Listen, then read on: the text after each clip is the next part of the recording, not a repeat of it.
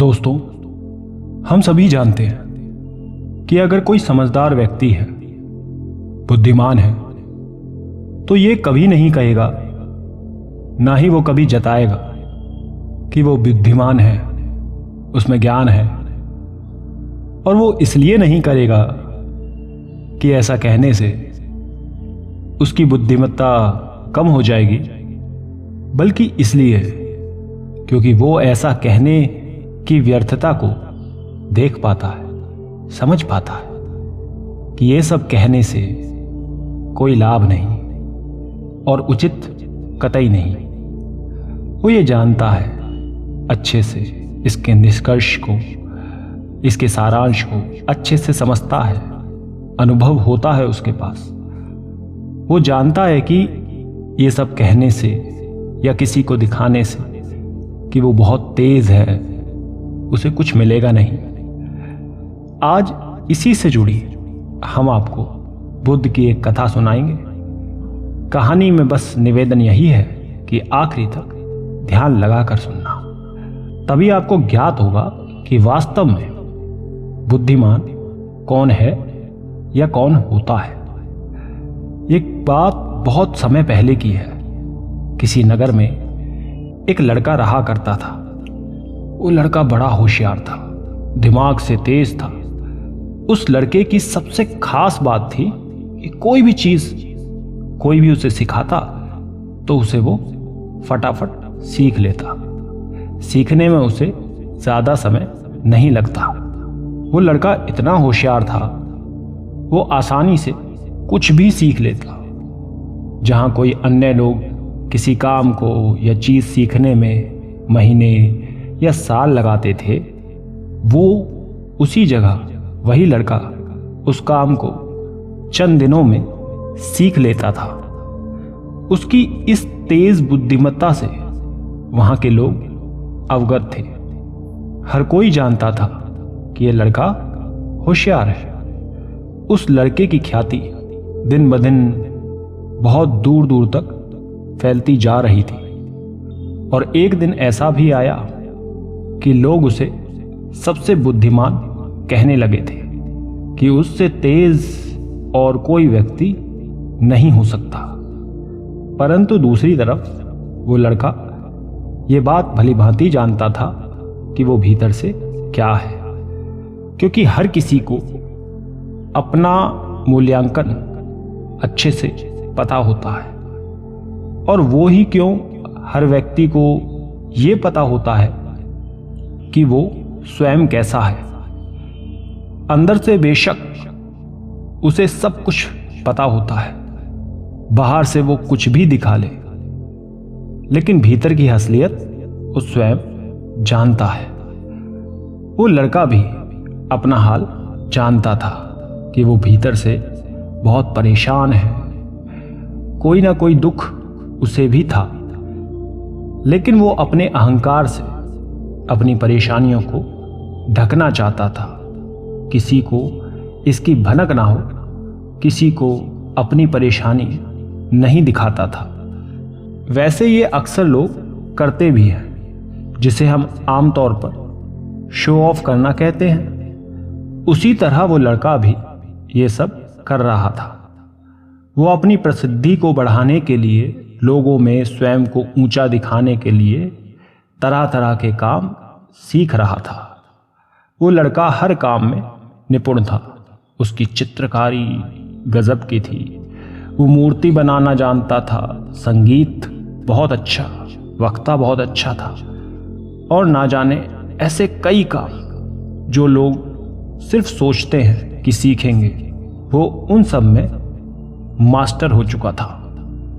वो लड़का दुनिया जहां का हर वो काम सीख चुका था जो उसने अब तक देखे थे या फिर सुने थे। और इन्हीं सभी गुणों के कारण उसके भीतर धीरे धीरे धीरे अहंकार बढ़ता गया कि वो बुद्धिमान है, सर्वज्ञाता है, उसके जितना तेज कोई नहीं। क्योंकि कोई भी साधारण आदमी एक काम कर सकता है या दो कर सकता है या फिर ज्यादा से ज्यादा 3 काम, परंतु वो तो सैकड़ों काम को कर सकता था और बहुत अच्छे तरीके से। इसीलिए उसे अपनी बुद्धिमानी पर अहंकार था। उस लड़के की भी स्वयं के प्रति बस यही सोच थी कि वो गुणी है, सबसे ज़्यादा बुद्धिमान है, उसके जैसा कोई नहीं और ना कभी होगा। वो दुनिया में अकेला ही सिर्फ इतना बुद्धिमान है। ऐसा काफ़ी समय से चलता ही जा रहा था। वो जहाँ भी जाता, जिस भी व्यक्ति से मिलता, तो स्वयं को बहुत बड़ा दिखाता, गुणी दिखाता। नगर के सभी लोग अब इस बात से पूरी तरह अवगत थे कि उसके भीतर अहंकार आ गया है। तब एक दिन उसका सामना गौतम बुद्ध से होता है। जब वो बुद्ध से मिलता है तो पहली बार उसे किसी व्यक्ति से मिलकर ईर्ष्या होती है, जलन होती है। अब तक जो भी लोग मिलते थे वो उस लड़के से जला करते थे, ईर्ष्या करते थे उसकी बुद्धिमानी को देखकर। लेकिन इस बार वो बुद्ध से मिलकर स्वयं उनसे ईर्ष्या करने लगता है। और जहां ईर्ष्या होती है वहां तुलना का होना स्वाभाविक है, निश्चित है। अब वो लड़का भी बुद्ध से अपनी तुलना करने लगता है। वो भी ये देखता है कि बुद्ध तो एक भिक्षु है, उनके पास क्या है, एक भिक्षा पात्र, और कहाँ वो एक धनी व्यक्ति जो धन धान्य से भरा हुआ है, उसके पास किसी चीज की कोई कमी नहीं, सब परिपूर्ण है। फिर वो बुद्ध के वस्त्रों को देखता है, सोचता है कि बुद्ध ने तो कुछ साधारण वस्त्र धारण किए हैं और कहाँ उसके पास एक से एक कीमती वस्त्र, मणियों जड़े हुए, स्वर्ण के, चांदी के। और फिर वो बुद्ध के पैरों की तरफ देखता है कि कहाँ ये नंगे पैर चलते हैं और वो नंगे पैर नहीं चलता। इसी तरह वो लड़का बुद्ध और अपने बीच सैकड़ों चीजों की तुलना करने लगता है। वो हर बात पर तुलना करता और पाता कि वो हर तरह से संपूर्ण है, बुद्ध से उच्च है, उत्तम है। बुद्ध उसके आगे कहीं टिकते नहीं हैं। लेकिन एक चीज थी जो हर तुलना को भी हरा दे रही थी और उस लड़के को निराश कर रही थी। वो हर तुलना के बाद भी ये पाता कि उसे अभी भी बुद्ध से भीतर ही भीतर ईर्ष्या है। उसके भीतर इतनी तुलना करने के बाद भी 1% ईर्ष्या कम नहीं हो रही थी। फिर वो लड़का मन ही मन ये सोचता है कि मैं इस भिक्षु से अपनी तुलना क्यों कर रहा हूं? है तो ये एक भिक्षु ही, जबकि मेरा जीवन तो इससे 100 गुना, 1000 गुना बेहतर है। फिर वो सोचता है कि सभी लोग बुद्ध का इतना सम्मान क्यों करते हैं? आखिर बुद्ध के भीतर ऐसा है क्या जो मुझ में नहीं है? और ऐसा क्या कारण है, ऐसी कौन सी विद्या है, कौन सा ज्ञान है जिससे मुझे बुद्ध से इतनी ईर्ष्या है? ऐसी कई बातों की उलझन उसके भीतर उलझी हुई थी। और तब वो ये तय करता है कि अब वो और प्रतीक्षा ना करके सीधा बुद्ध से मिलेगा और उनसे उनकी इस उपलब्धि के बारे में स्वयं पूछेगा, अपने प्रश्नों का जवाब मांगेगा। और तब वो लड़का अपने सेवकों को लेकर बुद्ध के पास पहुंचता है और उनसे कहता है कि मैं यहाँ का सबसे बुद्धिमान व्यक्ति हूँ और जो कुछ भी आप अपने पास देख रहे हैं वो सब मैं भी करना जानता हूँ। मुझे भी ये सब आता है, यहाँ तक कि मैं किसी भी कार्य को तुरंत ही सीख लेता हूँ। कम से कम समय में इतनी जल्दी कोई नहीं सीख सकता। मेरे भीतर इतने गुण हैं, यहाँ सभी लोग मेरा सम्मान करते। लेकिन फिर भी ना जाने क्यों जब से मैं आपको देख रहा हूँ, आपसे मिला हूँ, तब से मुझे आपसे ईर्ष्या है और अब मैं इसी वजह से यहाँ आपसे मिलने आया हूँ, जानने के लिए कि आपके पास ऐसी कौन सी उपलब्धि है जो सबके बीच आपको इतना प्रसिद्ध बनाए हुए है। मैं ये जानना चाहता हूँ कि क्यों लोग आपको इतना आदर करते हैं, आपका इतना सम्मान करते हैं, क्यों, क्या कारण है इसका। उस लड़के की बात सुन बुद्ध हल्का सा मुस्कुराते हैं और कहते हैं, वैसे तो मेरी कोई उपलब्धि है नहीं, परंतु तुम कह सकते हो कि मेरी एक उपलब्धि है। ये सुन वो लड़का पूछता है कि कैसी उपलब्धि। यही तो मैं आपसे पूछ रहा हूं, यही मैं जानना चाहता हूं। क्या आप मुझे उस उपलब्धि के बारे में बता सकते हैं। तब बुद्ध उस लड़के से कहते हैं कि अवश्य तुम जान सकते हो। तब बुद्ध उससे कहते हैं कि मेरी बस एक ही उपलब्धि है कि मैं सभी उपलब्धियों को छोड़ चुका हूं। बुद्ध की ये बात सुन वो व्यक्ति बुद्ध से पूछता है कि मतलब, मैं कुछ समझा नहीं, आप क्या कह रहे हैं, थोड़ा विस्तार से बताएं। तब बुद्ध उस व्यक्ति से कहते हैं कि मुझे यह बताओ कि क्या तुम्हें प्रशंसा अच्छी लगती है। वो व्यक्ति कहता है कि प्रशंसा तो सभी को अच्छी लगती है बनते। तब बुद्ध उससे कहते हैं कि क्या तुम्हें निंदा अच्छी लगती है। तब वो व्यक्ति कहता है, ये आप क्या कह रहे हैं, भला निंदा किसे अच्छी लगती है। इस दुनिया में कोई नहीं है जिसे अपनी निंदा सुनना पसंद हो।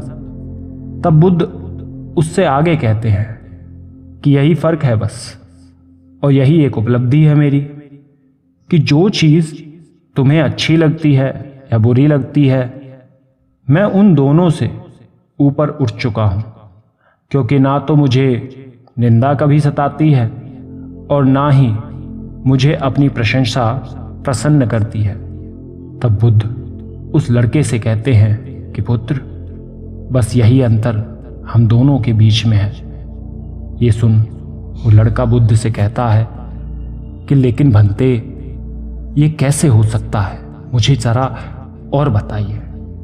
तब बुद्ध उस लड़के के सिर पर हाथ रखकर मुस्कुराते हैं और कहते हैं कि तुमने सैकड़ों कामों को सीखा है, सैकड़ों गुण तुम में है, सीखा है, लेकिन फिर भी तुमने एक चीज जो तुम्हें सबसे पहले सीखनी चाहिए थी, वो तुमने अभी तक नहीं सीखी। ये सुन तब वो लड़का बड़ी ही हैरानी से बुद्ध से पूछता है कि ऐसा भी कुछ है जो मैंने अभी तक नहीं सीखा, कौन सा काम है वो। तब बुद्ध उससे कहते हैं, स्वयं के मन को नियंत्रित करना। तब बुद्ध उससे पूछते हैं कि क्या तुम्हें तुम्हारे मन को नियंत्रण करना आता है। बुद्ध की ये बात सुन वो लड़का समझ जाता है कि उसकी ईर्ष्या का कारण यही था कि उसका उसके मन पर कोई नियंत्रण नहीं है। और फिर बुद्ध उससे कहते हैं कि यदि किसी व्यक्ति ने सब कुछ जीत लिया हो, पूरे जगत पर विजय पा ली हो, लेकिन स्वयं के मन को ना जीत पाए, ना समझ पाए, तो उसने कुछ भी नहीं जीता, तब वो केवल हार गया है। लेकिन वही यदि व्यक्ति ने अपने मन को जीत लिया हो, उस पर नियंत्रण कर लिया हो और बाकी सब कुछ गवा भी दे, तब भी वो अपना सब कुछ खोकर सब कुछ जीत जाता है। क्योंकि वास्तव में बुद्धिमान व्यक्ति वही है जो अपने मन का शासक स्वयं होता है, जो स्वयं के मन पर पूर्णता राज करता है, उसका उस पर पूर्ण नियंत्रण हो। वो नहीं जो अपने मन का गुलाम है, उसके पूरी तरह अधीन रहकर सब कुछ करता है। अंत में बुद्ध के इन शब्दों को सुनकर उस व्यक्ति की आंखें पूरी तरह खुल जाती हैं, आंखों से आंसू आते हैं। उसका जो स्वयं पर पूरा अहंकार था, सब चकनाचूर हो जाता है। और तब वो लड़का बुद्ध से कहता है कि आप सही कहते हैं बंते, आप सही कहते हैं। मैंने अभी कुछ नहीं जीता, बल्कि अभी तो मुझे बहुत कुछ सीखना है। और तब वो आगे कहता है कि हे बंते, क्या आप मुझे भी मेरे मन को जीतना सिखा सकते हैं? उस व्यक्ति की इस बात पर बुद्ध कहते हैं कि अवश्य सिखाएंगे पुत्र, परंतु उससे पहले मैं तुम्हारी सभी उपलब्धियां तुमसे छीन लूंगा। क्या तुम इसके लिए तैयार हो? तब वो लड़का बुद्ध से कहता है कि जी बंते, मैं पूरी तरह तैयार हूं। और फिर वो लड़का उस दिन से बुद्ध के पास उनका शिष्य बनकर ध्यान करना शुरू कर देता है, क्योंकि ध्यान ही एकमात्र वो तरीका है जिससे कोई भी स्वयं के मन को पूरी तरह वश में कर सकता है, उस पर नियंत्रण पा सकता है। और फिर उसने भी पूरी तरह स्वयं को ध्यान में उतार दिया, जब तक कि उसने स्वयं के मन पर नियंत्रण नहीं कर लिया था। दोस्तों, आशा करते हैं आपने बहुत कुछ सीखा होगा।